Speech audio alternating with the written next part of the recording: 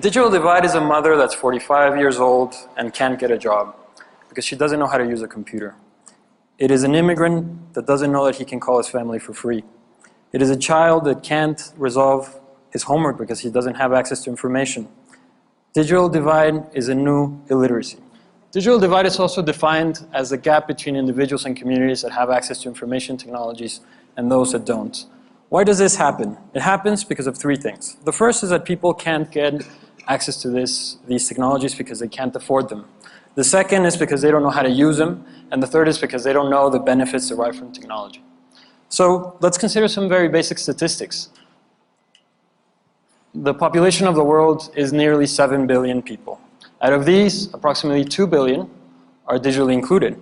This is approximately 30% of the entire world population, which means that the remaining 70% of the world, close to 5 billion people, do not have access to a computer or the internet.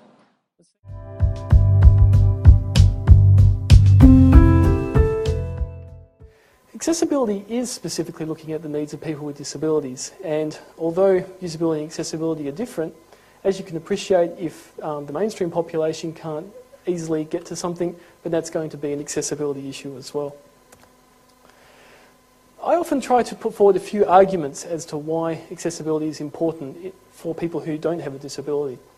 And these are the four main arguments I try to put forward. The first is the moral or the social case, and this is certainly my personal favourite. We live in a global community. I think the internet being a global medium, we have a certain obligation to try and support each other in that access to information. However, education is also very important. One of the big things we have at the moment is that there's often a poverty cycle that occurs. People don't get the same educational opportunities, find it difficult to get access to a job, and the cycle continues.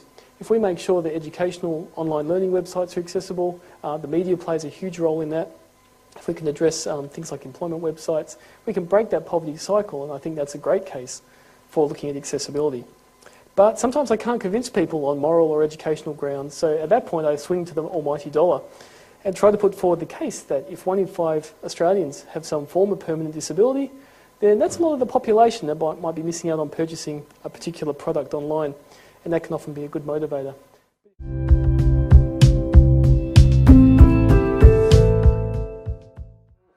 James, I'm curious about your take on this because you've been involved in design all of your life and then looking at how technologies become integrated and how we work differently. What's your sense of that?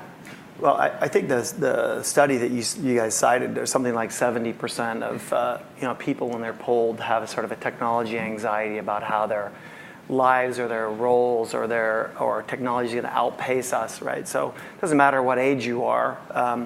That's kind of a prevalent, pervasive sense of the future, right? I mean, I had sort of heard, in conversation that the former administration's technology summit was describing the next 5 years as superseding the last 20 in terms of technology advancements. And so just let that sit with you for a second, and if you don't feel a little sense of anxiety or at least a little sense of drive or curiosity, then maybe we all should do a little more reading, because I personally think that there's not an article I don't read now that doesn't have, or maybe a magazine I pick up doesn't have something that says a robot wrote this article, or any which kind of. is making me a little concerned. Yeah, I was going we were putting it out there.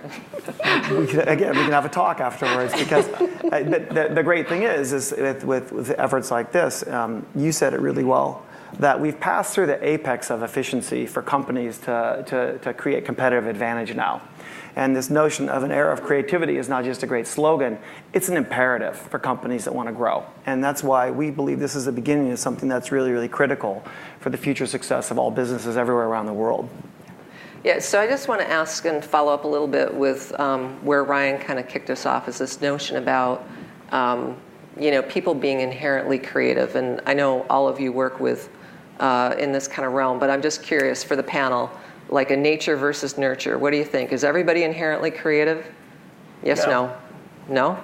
Yes. Yes? James? In some ways, in right? In some ways. Like small, large, medium.